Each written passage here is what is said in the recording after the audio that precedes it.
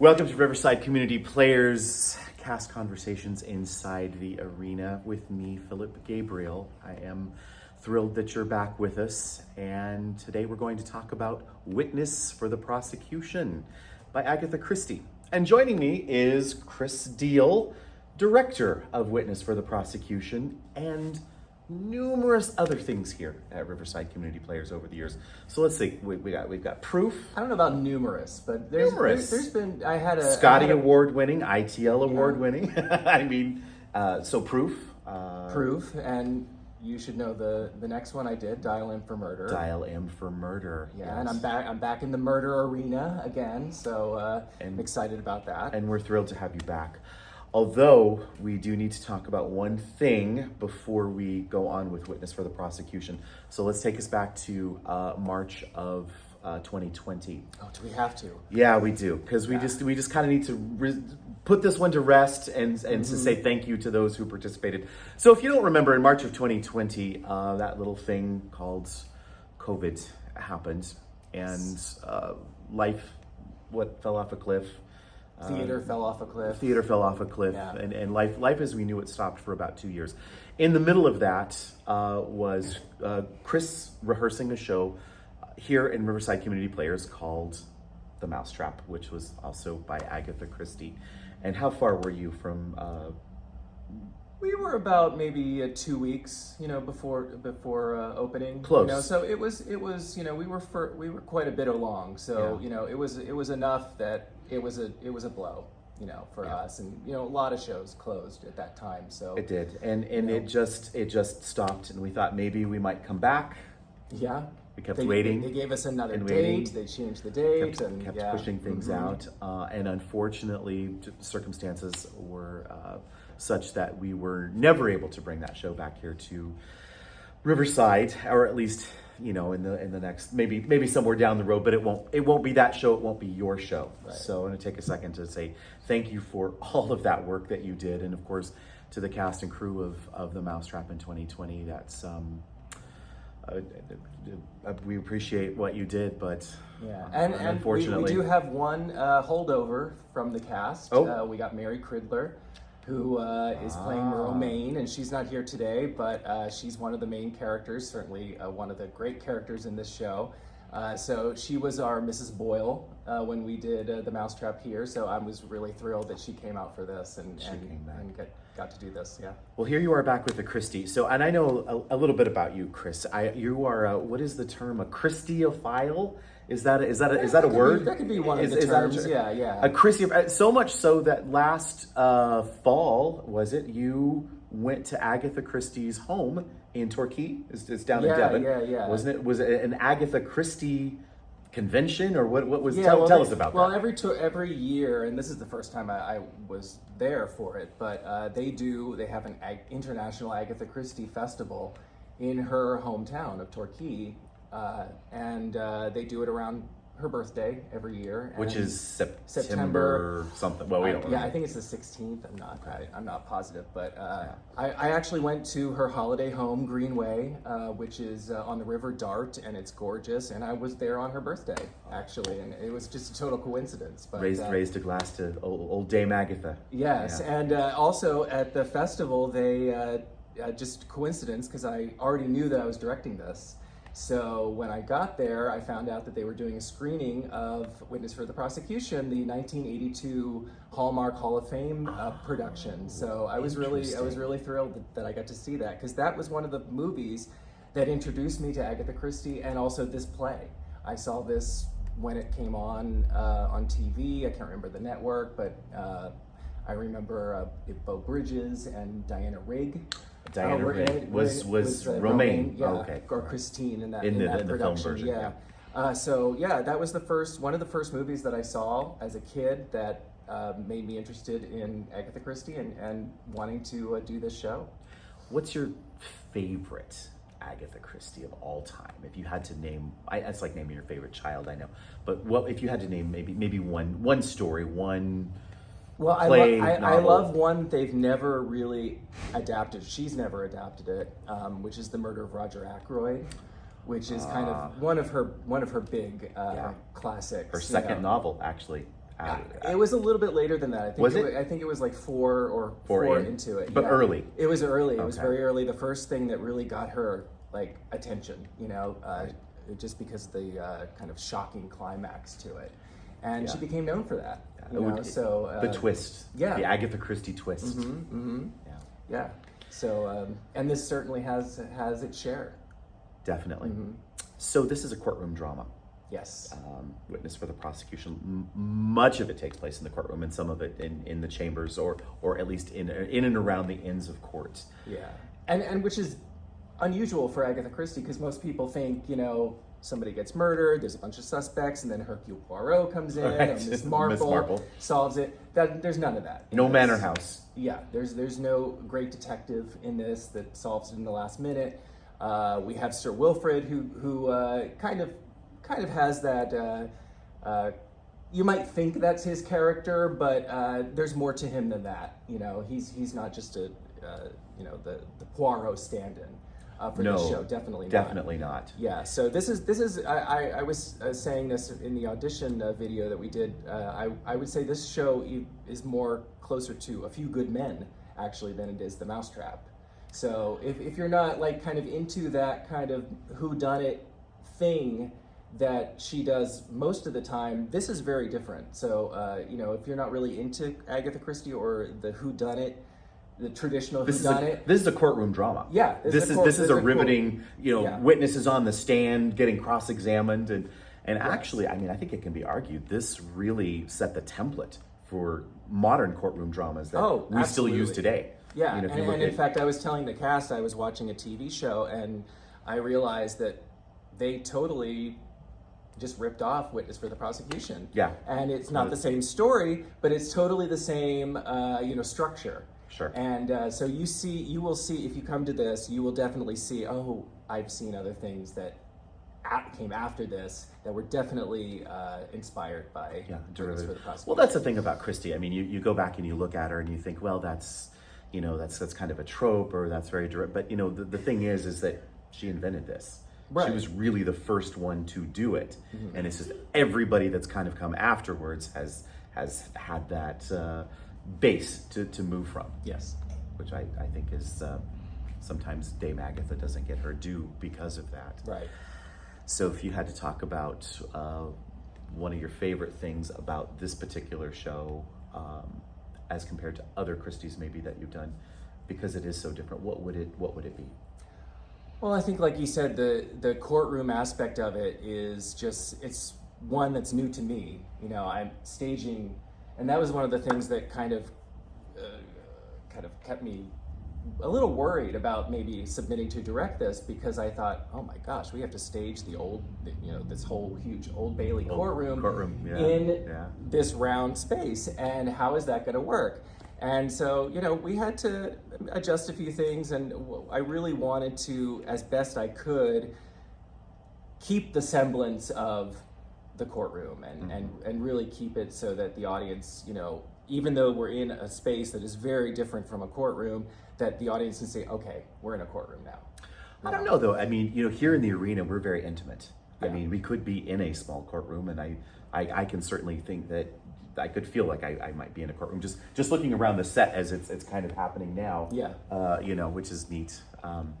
We're in Sir Wilfrid's office. Are we in Sir Wilfrid's office right now? And then we'll bring out the witness stand and all the things for and of course what makes this show really is the characters and just all the cast is superb, and we have some really, really wonderful people that just are spectacular. We're gonna get back to talking about casting in just a second, though. But I have a question for you. Yeah. So you're not only obviously a director of renown, but an actor as well.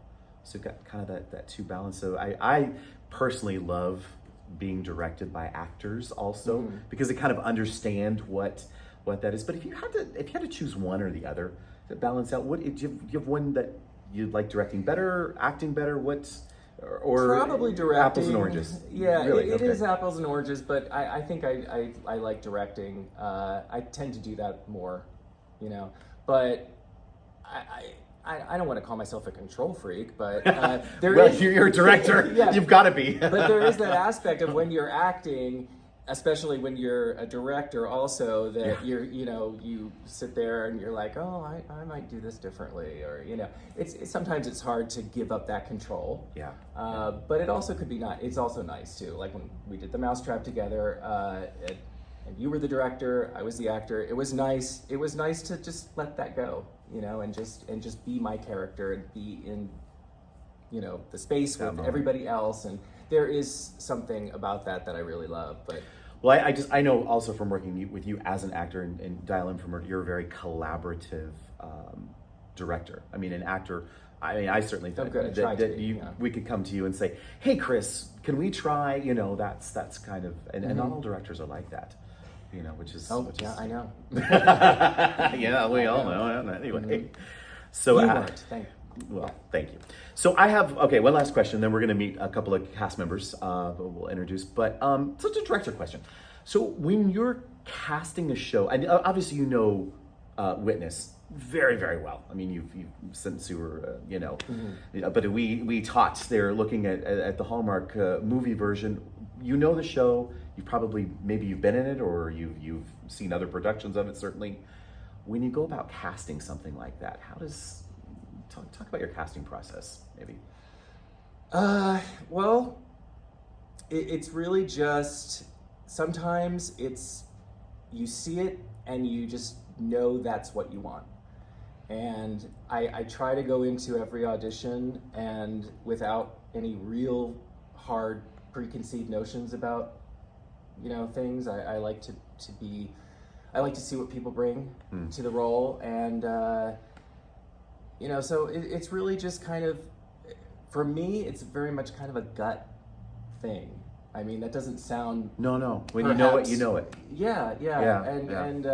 So for most of the people that I cast in this show, it was really just I saw them and I was like, that's my Mayhew, that's my Leonard, that's my Sir Wilfrid, and sometimes sometimes it can surprise you. Sometimes you come in and you think a certain character in a certain way in your head, and DJ, when he came in for Leonard, he wasn't necessarily what I was thinking about, like physically in my head, but he auditioned and I was like, there he is. There's Leonard. Yeah. So if you've lived under a rock and never seen a Christie or are not familiar with Christie, what should somebody know about this show coming into here at RCP? It's just a really great, like you said, courtroom drama. There's just, it's not just about getting to the end or finding out what happens, because like I said, there's not like a lot of suspects, it's not that kind of a show.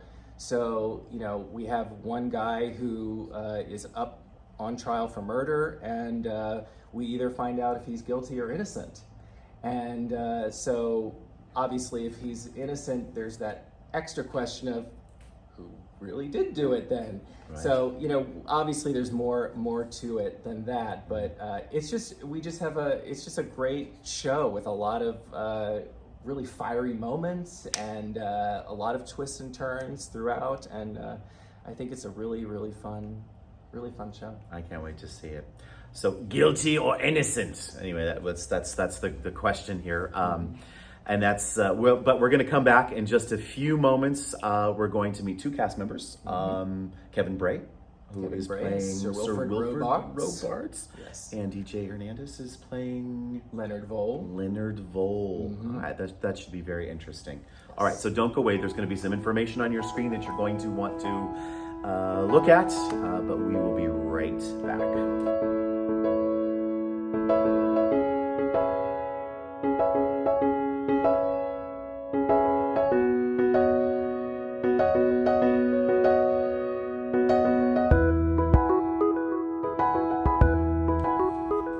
Welcome back to Riverside Community Players Cast Conversations Inside the Arena. I'm Philip Gabriel. And joining me once again is my friend Kevin Bray.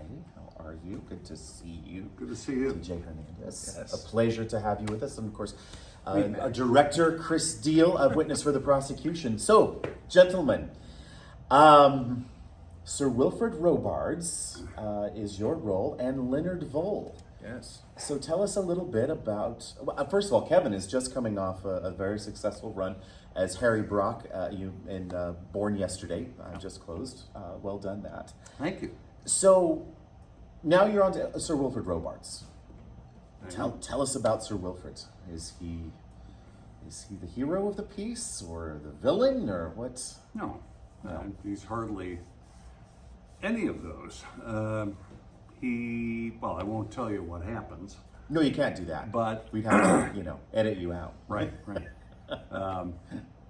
But he is a successful barrister, and there's no reason to believe that he won't be successful here, although he has his doubts. Uh-huh. And that's where some of the intrigue comes in.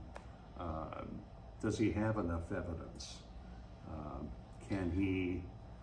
He's the defense attorney or barrister. Barrister. So I was going to say that's British speak for a criminal lawyer. Actually, is what Right, it is. right. So they have two things in Britain. They have a solicitor, which handles like civil things, like wills and things like that, and then you have a barrister, which is Correct. what Sir Wilfrid is, and they handle criminal types of things, bigger crimes.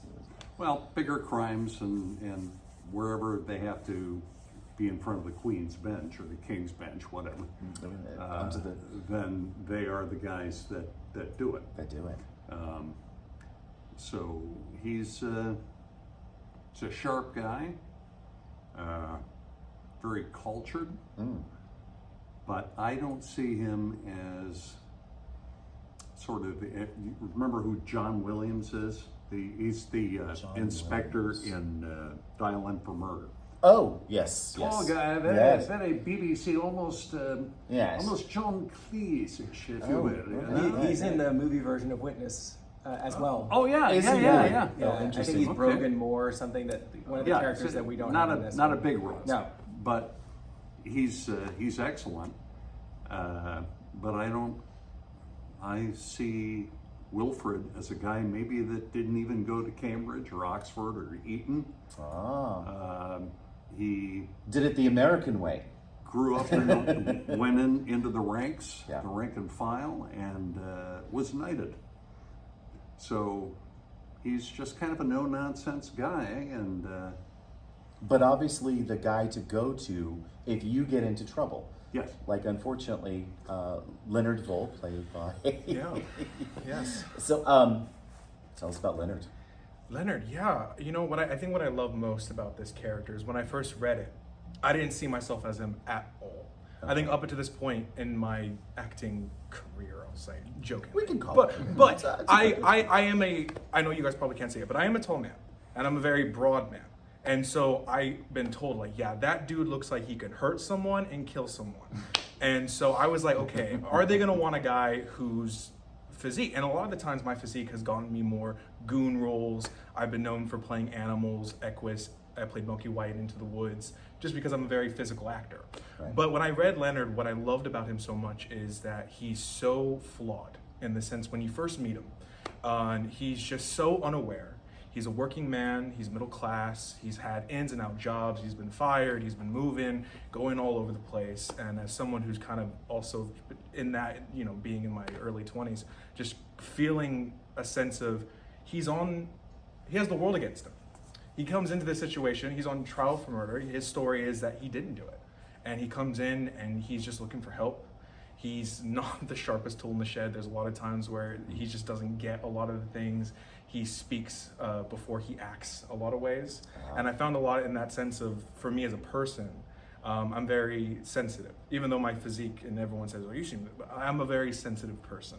And finding that within the character and just finding this person who looks like he could possibly do it and all the evidence is against him, but internally he just, when you meet him, he couldn't be more broken and just looking for help. And especially since he's so devoted and loves his wife when you first meet him, and how you introduce to him and how he's just trying to find some sort of help. It's something I really gravitated to, and just really putting a lot of this on myself of like, okay, what is it like to be in this situation? I mean, I'm not a stranger to getting a talking to or feeling like I'm in trouble in regards to that. I'm remembering like, what it means to feel like the world's against you. But finding that in this character has been the most fun I've had in a while. Interesting. Now, I don't want to make any assumptions, but I'm going to assume that both you gents are American by birth, or that you would. What I'm saying is that British is probably not your native dialect. Right. But you're working in a dialect. So I want to speak a little bit about how it is for an actor to work in a dialect. Kevin, are you? Well, it's not so much the dialect. I mean, I've been watching, movies and television all my life, Sure. and so much of that is British. Right. You almost get it through osmosis. You absorb it. It's not the dialect. Well, it's not the sound. Mm-hmm. It's the combination of words. Mm-hmm. That it's almost as if when writing, Agatha Christie is thinking, well, I've got a word limit, and I'm getting, Okay by the word. 20 pounds per word, Yeah. and I got to put a lot of words into this where only a few would do. And being an American, and depending on the kind of person you are, I sort of what are you talking about? Get to the point kind of individual. And so putting a lot of words into a thought or a statement is totally foreign to me. It's British. Yeah, It's British. it's no wonder they lost the war. They're still talking about it. I suppose. Never wear a red coat. No. DJ, how's it for you working in a non-native accent? Yeah, no, it's intimidating. I feel like for me, especially because I still consider myself, not as veteran as Kevin here when it comes to acting and just performing, but I would say finding, especially in this role, what I love, especially one of our cast members, Patricia Scarborough, who plays Jenna McKenzie. She has been our acting coach, our accent coach. There we go. Indeed. And she's wonderful. She plays a Scottish woman, and her accent is amazing. And for me, what we've been doing with this production is really focusing on what is the background. All of us have different types of accents, more high British, more low, Midland. So that's been kind of the interesting part about it. And it's been super helpful. I will admit, before it was very intimidating. I couldn't really do it. But just repeating and doing that, a lot of Kitchen Nightmares with Gordon Ramsay has helped in my viewing during the COVID, and just kind of just listening to him and listening around, and especially when I came to audition for the show, I was intimidated. I didn't know what to expect. Clearly, I impressed him, so I think it helped enough. And then especially going forward with more coaching, I think I've gone to this place where I feel comfortable to say that I can do it. Well, I think it's phenomenal. You touch on different dialects of classes, actually, I guess, for lack of a better word in Britain, how you speak it. To here, the same extent in America, but really, you're very much defined by your class, by the first 3 words that come out of your mouth. And that tells a lot about the character and who that is. So it sounds like you're working with those sort of different dialects to define that. Yes. So if I don't want to put anybody on the spot, but I'd love to hear some of the British that's happening. So Wilfred. I'm afraid we can't do that at the moment, Philip. Oh, all right. I can't do it at the moment. It put me on the spot, and I don't know what to say. I need a script in front of me. You know what? A true actor. I'm the same way. DJ, how can you take a crack at it? Well, I don't really know. I mean, it's kind of hard to kind of just come up with something. I guess if I saw an old lady crossing the road, and she might be carrying a lot of parcels, sort of like Miss French when she came in and she almost got a bus right on top of her. So it's just a lot of different things like that. Well done that.